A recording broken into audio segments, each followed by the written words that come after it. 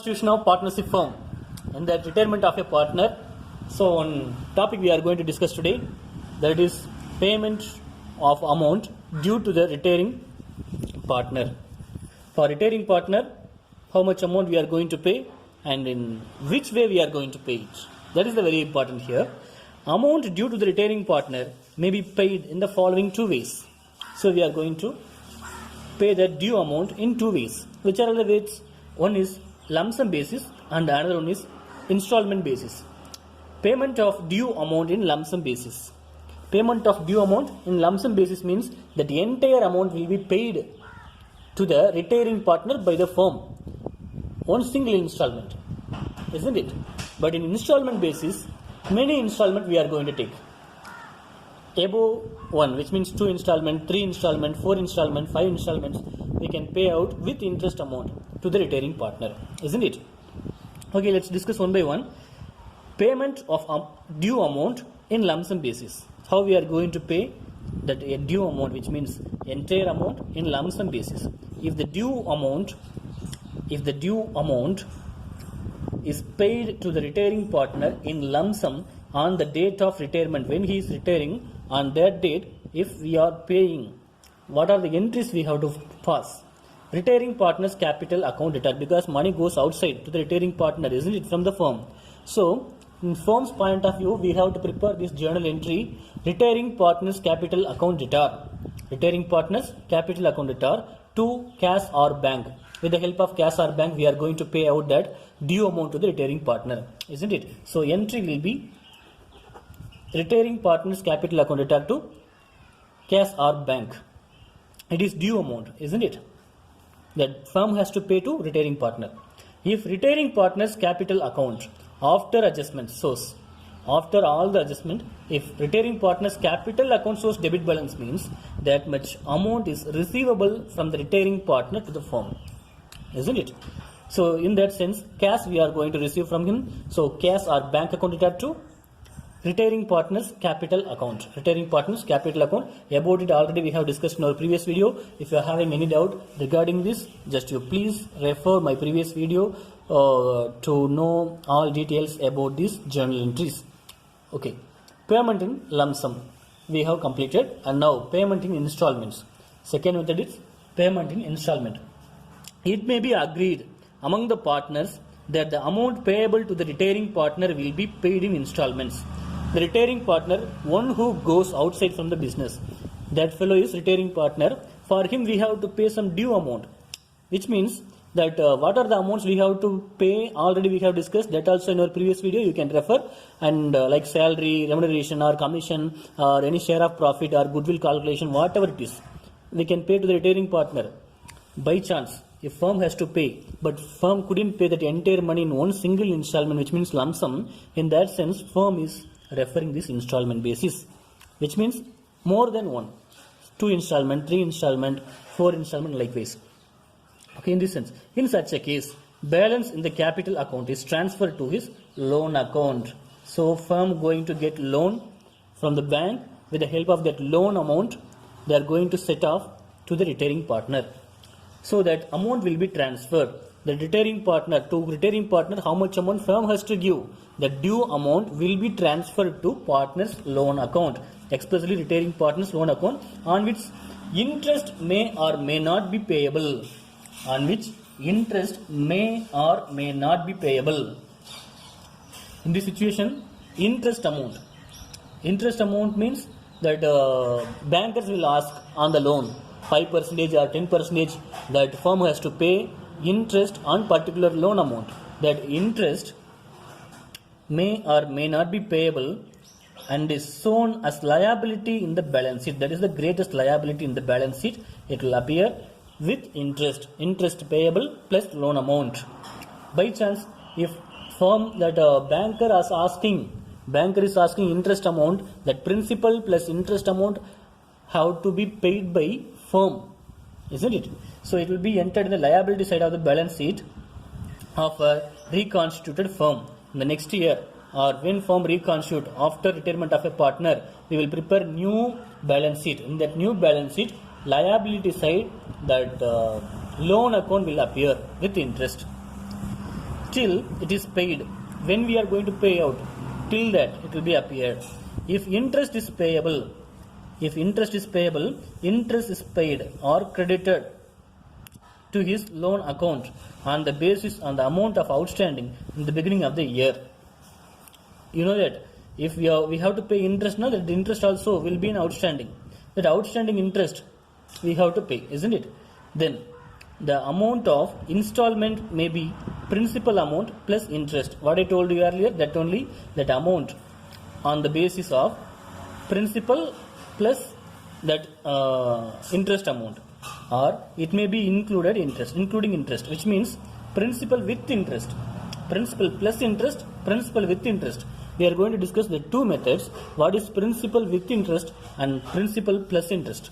With interest means the entire amount, which means if 1 lakh amount is the loan amount means plus 10%. So 1 lakh and 10,000 with interest amount.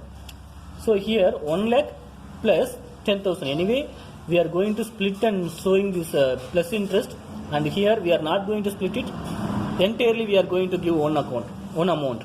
The amount paid is debited to his loan account, and next year interest is allowed on the balance, isn't it? See, the amount paid is debited to his loan account, and next year interest is allowed on the balance. The next year, upcoming years, that interest will be allowed on the balance. Better understanding, you can see these accounting entries. Amount due is transferred to retiring partner's loan account. Which amount due to the retiring partner? How much amount family has to pay? That is due amount is transferred to partner's loan account. So in this particular sense, retiring partner's capital account data to retiring partner's loan account, because we are going to open that loan account, isn't it? The next, for interest provided, we have to pay interest. So interest account data to retiring partner's loan account. On loan we are going to pay interest. And third one is for payment of installment, retiring partner's loan account data to bank account. See, it is an installment basis. We are going to pay loan by bank, isn't it? If the question is silent on the payment of claim of the retiring partner, the amount due to him is transferred to retiring partner's loan amount. If question is silent on the payment of claim amount to the retiring partner, that amount, due amount, entirely will be transferred to partner's loan account. So let's discuss with the illustration 27. If amount of installment is principal plus interest, have to be very careful in it. Principal plus interest. X, Y and Z were partners. They are partners in the firm, sharing profit and losses in the ratio of 3:2:1. Z retired from the firm on 1st April 2016. So Z is going out, outgoing partner. Who is outgoing partner? Z is outgoing partner from the firm. And after adjustment, his capital account shows credit balance. Credit balance means we have to pay out the credit balance rupees, 1 lakh rupees. 1 lakh rupees firm has to give to the retiring partner, but firm couldn't pay, I think so. On the date of retirement, Z is to be paid in 4 equal installments. On the date of retirement, Z going to be paid. How they are going to pay? 4 equal annual installments from 31st March 2017 onwards. And not only that, principal money plus interest also, isn't it? So interest, along with interest at 10% per annum. 10% on 1 lakh is equal to 10,000 rupees. So collectively 1 lakh and 10,000 they have to pay. Let's discuss even this also. 4 equal installment means 4 yearly we are going to do it. So step by step we will calculate. And Z's loan account until he is paid the amount due to him. So we have to prepare Z's loan account till to paid off all the liabilities, which means all the loan plus interest money. The firm closes its books on 31st March every year. So now you take snapshot of this problem. We are going to prepare this problem now. We are going to prepare retiring partner's loan account, isn't it? Who is retiring partner? As per this problem, Z is retiring partner. So his loan account we are going to prepare. So T form.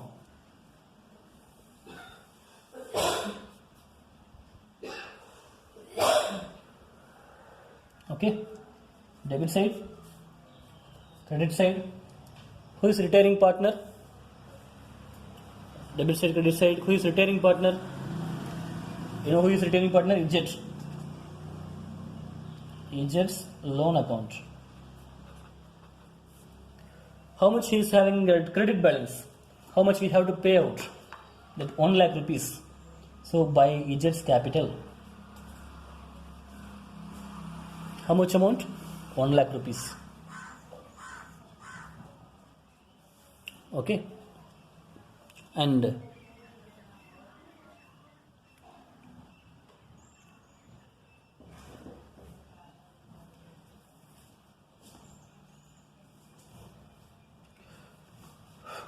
not only 1 lakh rupees, and apart from that 10% on this 1 lakh.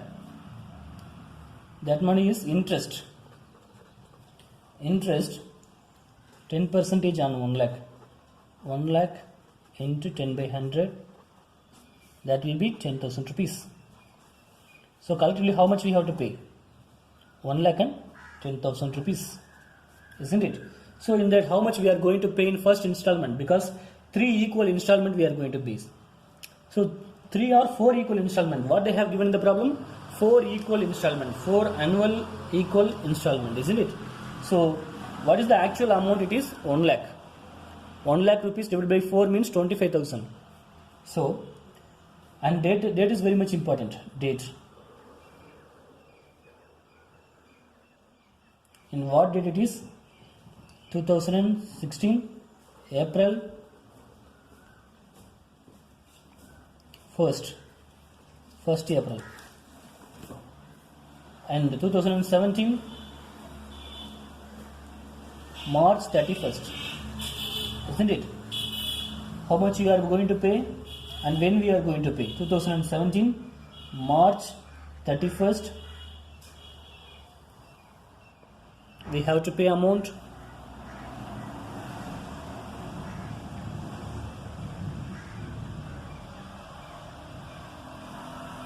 How much amount we are going to pay? By bank. So here 2 bank.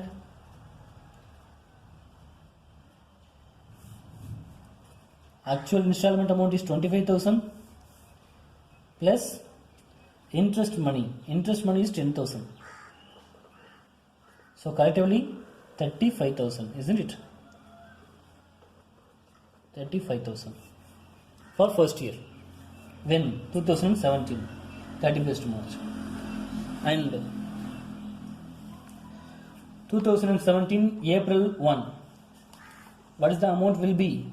Because this amount is 1,10,000 we have to pay, but we paid only 35,000, balance 75,000 have to pay. As per April, 1st April 2017, isn't it? That balance will be brought down, this balance amount. So here it will be balance carried on amount. This amount will be transferred to the next date, which means next year.